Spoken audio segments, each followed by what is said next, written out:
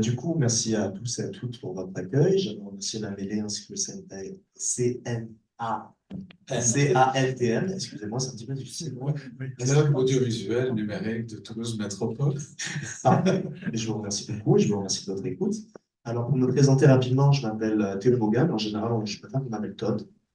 Je suis ingénieur du son de formation. J'ai commencé par un BTS, puis ensuite, j'ai effectué une licence à l'ENSAB, un premier master spécialisé en son, notamment où j'ai écrit un mémoire sur la convolution, et j'ai passé un deuxième master en recherche et expérimentation dans le même établissement, c'est-à-dire à l'ENSAB, où cette fois-ci, mon mémoire il portait sur l'écoute, la multiplicité des écoutes qui peut exister chez les professionnels du son, dans les différents domaines. Voilà.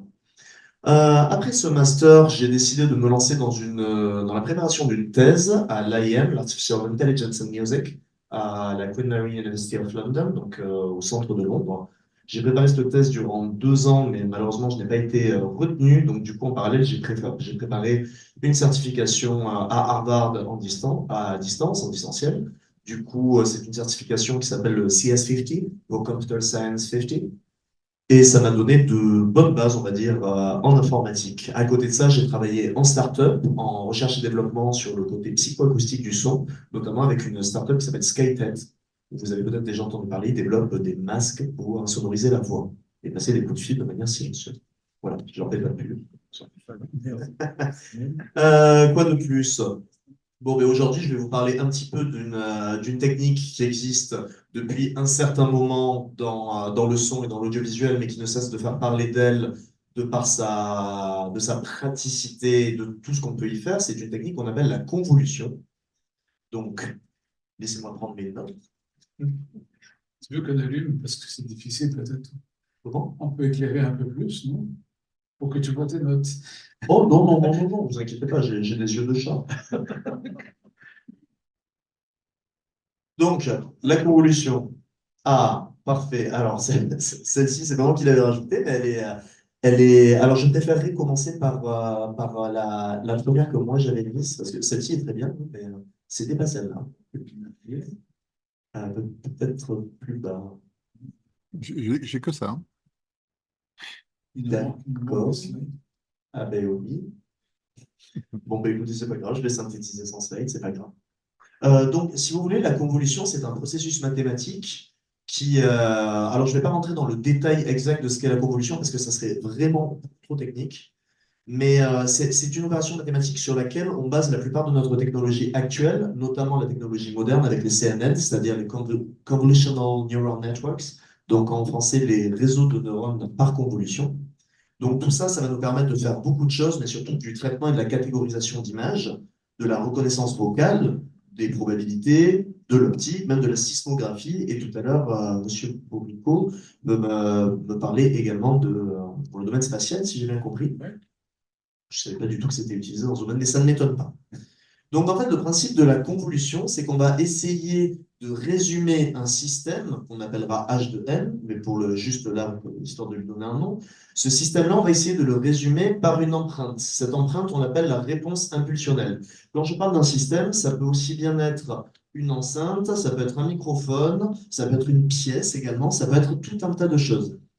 Pour obtenir cette réponse impulsionnelle, nous allons avoir recours à deux petites méthodes qui sont toutes les deux très différentes. Alors, dans les slides que j'avais envoyés, il y avait des fichiers audio qu'on pouvait écouter, mais ils ne sont pas là, donc c'est pas grave. Donc, en fait, on va retrouver l'impulsion et le sweep. Donc, en fait, imaginons que je souhaite capturer l'acoustique de cette pièce dans laquelle nous nous situons, qui est la salle du spectacle de Vincent. Pour capturer cette acoustique-là, je vais par exemple me mettre au milieu de la salle, je vais installer mon microphone prévu à cet effet, relié à un enregistreur, et je vais enregistrer une impulsion. Donc cette impulsion, ça peut être un ballon qui explose, ça peut être un coup de pistolet, ça peut être moi qui claque dans mes mains. Le but, c'est de reproduire ce qu'on appelle une impulsion de Dirac. Une impulsion de Dirac, pour schématiser, c'est quelque chose qui va englober toutes les fréquences dans un laps de temps le plus court possible. C'est ça une impulsion de Dirac. Donc, évidemment, pour des raisons de contraintes physiques, c'est pas possible à faire dans la vraie vie parce qu'on ne peut pas avoir un son infiniment fort, infiniment court et qui contient toutes les fréquences. Donc, on utilise quelque chose qui se rapproche d'une impulsion. En l'occurrence, c'est pour ça que je parlais du claquement des mains, des ballons qui explosent, des pistolets, etc. Ça, Tout ça, ça va être, comment expliquer ça? Euh, Si vous voulez, en fait, on va créer à partir de cette impulsion, on va prendre notre signal. Mettons par exemple, j'ai réussi à capturer cette impulsion dans la salle du spectacle. Et cette impulsion, donc du coup, ça me fait une forme d'onde. Voilà, qu'on appellera H de n, parfait. Mettons que maintenant j'ai mon signal d'entrée X de n. Ce signal d'entrée qui est par exemple un signal de guitare, mais un signal de guitare dry, où je l'ai juste enregistré comme ça, il est clean. Je peux faire la convolution de ce signal avec l'empreinte que je viens d'attraper. C'est-à-dire que l'empreinte, elle va être prise sur tous les échantillons audio de ma waveform et elle va être copiée. Le problème de ça, c'est que ça engendre une charge de calcul qui est extrême pour les ordinateurs, à un stade où on en arrive à peu près, j'avais fait le calcul, on en arrive à peu près 10 milliards d'opérations par seconde, ce qui est quand même assez compliqué, même sur des ordinateurs actuels avec des CPU modernes. Donc, du coup, on utilise quelque chose qui va s'appeler la FFT, pour Fast Fourier Transform, qui se base en fait sur la théorie de Fourier. Théorie de Fourier, qui est un physicien qui a découvert qu'en fait, un signal représenté en amplitude et en temps pouvait trouver son équivalent en amplitude et en fréquence. Or, au lieu d'avoir une convolution qui agirait sur chaque échantillon de mon audio dans le temps, je peux tout transposer dans le domaine des fréquences et agir sur des fréquences. En l'occurrence, une subtilité mathématique fait que une convolution dans un domaine temporel, c'est une multiplication dans un domaine fréquentiel, ce qui allège énormément la charge de calcul. Mais ça, à la limite, c'est de la physique, c'est pas forcément ce qui nous intéresse. La convolution dans l'audio, on va la retrouver essentiellement sur des réverbérations. Comme je le disais tout à l'heure, on peut capturer des lieux avec une impulsion et également un sweep. Un sweep, c'est exactement pareil qu'une impulsion, juste qu'au lieu d'avoir toutes les fréquences concentrées sur un tout petit laps de temps, on va prendre un signal exponentiel qui va glisser le long de toutes les fréquences en partant du plus grave de l'oreille humaine, c'est-à-dire 20 Hz, et en montant jusqu'à 20 000 Hz, voire 40 000 si on va avoir une résolution très proche. Tout ça ensuite, ça va être déconvolué et ça va être résolu en une seule, ça va être résumé en une seule impulsion, au même titre qu'une impulsion, comme si on rappelait dans les. C'est juste deux processus différents. Une fois qu'on a cette impulsion-là, je vais prendre le cas de l'impulsion parce que c'est beaucoup plus facile à comprendre. Cette impulsion-là, alors, je me suis perdu dans ce que j'expliquais, ce qui arrive très régulièrement. Si vous voulez, dans l'audio, on peut l'utiliser dans des réverbérations à convolution, donc d'où l'intérêt de capturer des pièces. Donc on peut très bien, par exemple, capturer l'acoustique grâce à ce système de la basilique Saint-Cernin.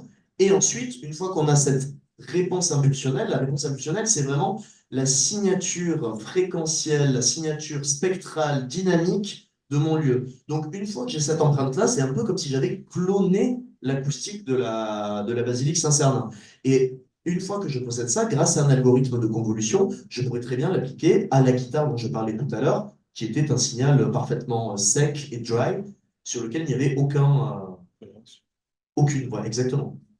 Donc, aucune modification. Donc, de ce côté-là, en fait, ça va commencer à devenir très utile, les réverbérations à convolution, notamment en post-production, en audiovisuel, pour, par exemple, mais, imaginons, il y a Ryan Gosling qui parle dans une église en anglais. Bon, ben, quand il va falloir faire le doublage français, on va peut-être pas mettre le comédien dans une église française. Ça aurait très peu de sens et ça ferait perdre beaucoup d'argent à la prod.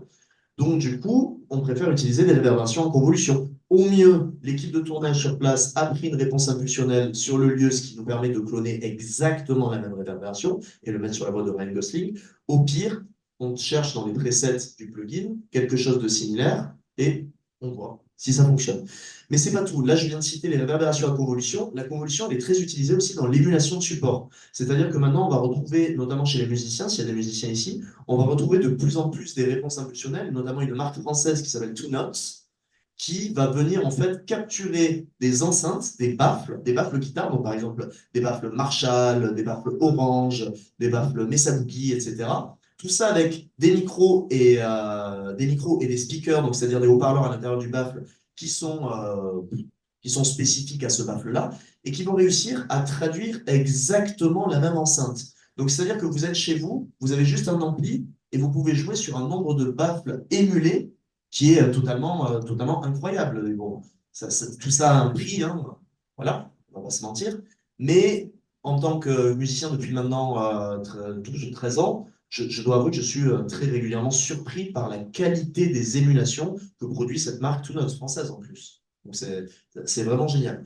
Dans un troisième temps, la convolution dans l'audio, on va pouvoir la trouver dans le sound design parce que certains plugins vont permettre en fait de prendre un son X, voilà, peu importe, hein, par exemple un chat qui miaule, voilà, c'est la première chose qui me vient dans la tête, et de le convoluer avec non pas une réponse impulsionnelle d'une pièce ou d'un support comme un ampli, mais avec quelque chose comme un autre son. Par exemple, on pourrait très bien convoluer le miaulement d'un chat avec le son d'un piano. Je ne garantis pas le résultat que ça va faire, mais c'est possible.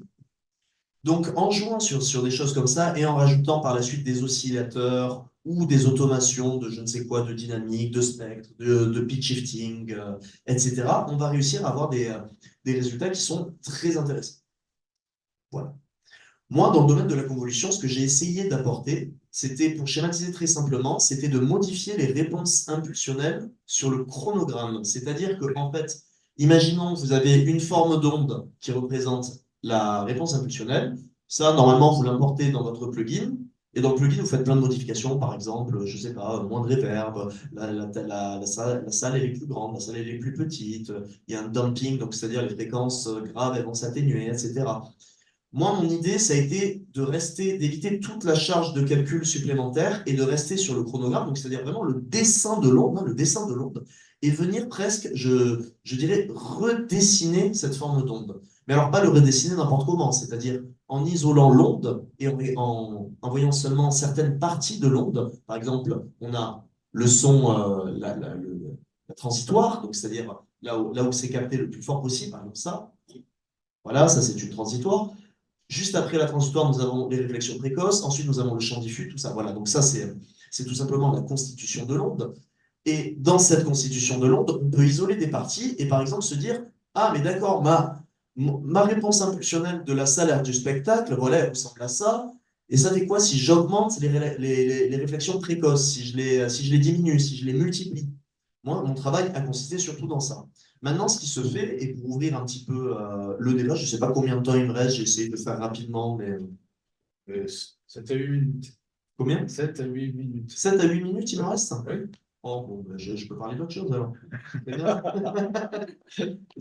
Donc, j'aimerais un petit peu ouvrir sur ce qui se fait, l'avenir en fait de la convolution. Là, j'ai abordé très brièvement ce qu'était la convolution. Je regarde un peu de ne pas avoir mes slides parce qu'il y avait quand même deux, trois schémas sur lesquels j'aurais pu porter l'attention parce qu'il y avait des choses sympas dessus.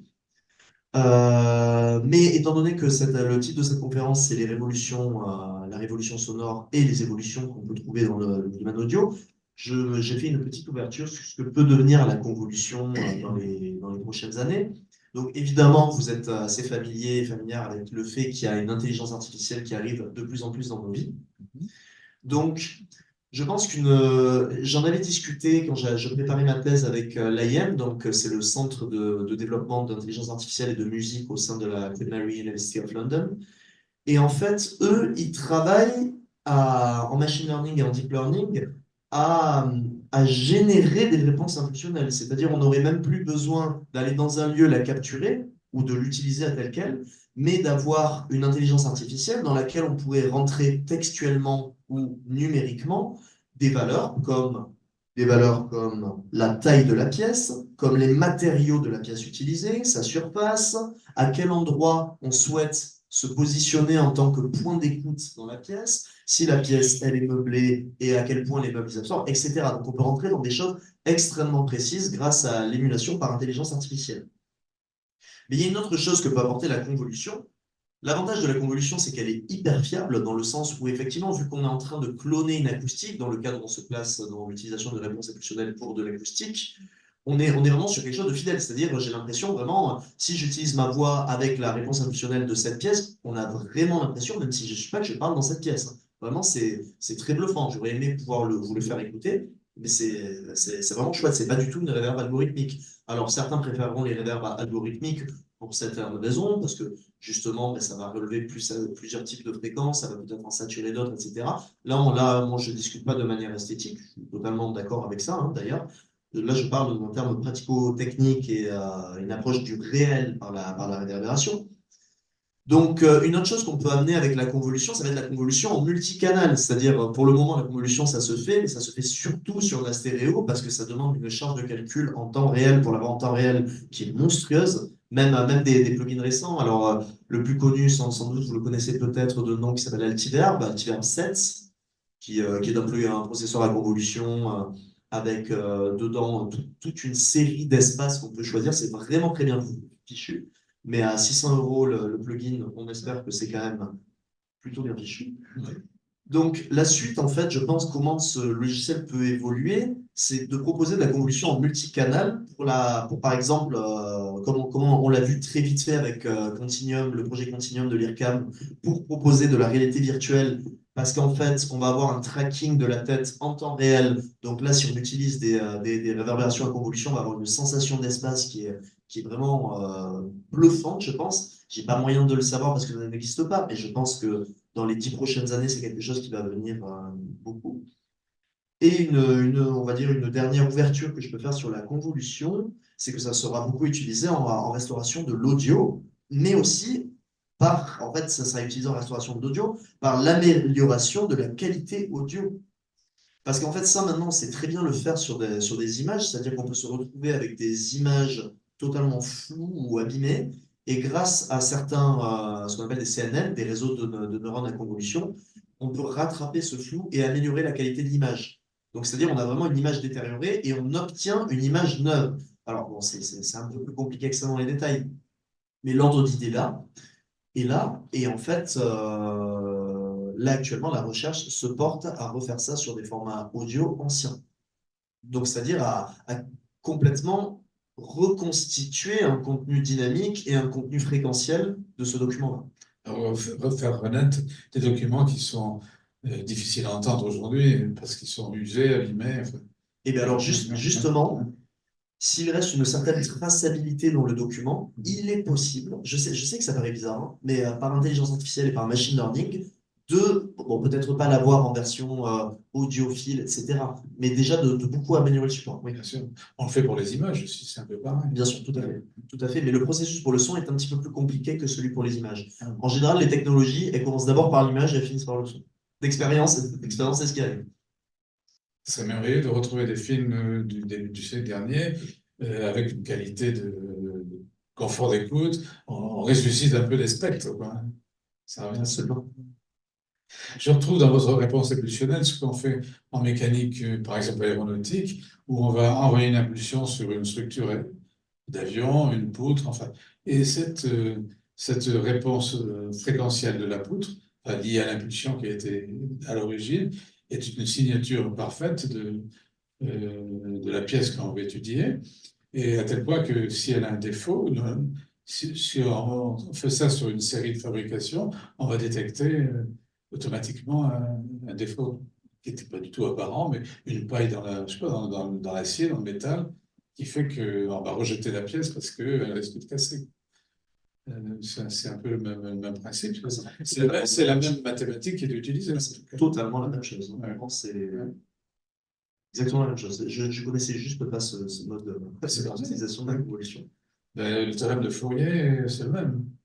Oui, mais je ne savais pas du tout comment l'utiliser pour de la détection de pièces. Moi non plus, je ne savais pas du tout qu'on l'utilisait pour le son. Et du coup, j'ai été assez clair sur certains points. Si certaines personnes ça, on peut interroger, effectivement. N'hésitez pas parce que j'ai un peu speedé. Je sais qu'il y a beaucoup d'informations. Marc. N'hésitez pas. C'était pour une note, un peu. Je ne suis pas rentré dans les détails mathématiques. Non, il fallait pas. Il fallait pas, tout le monde serait parti. Hein.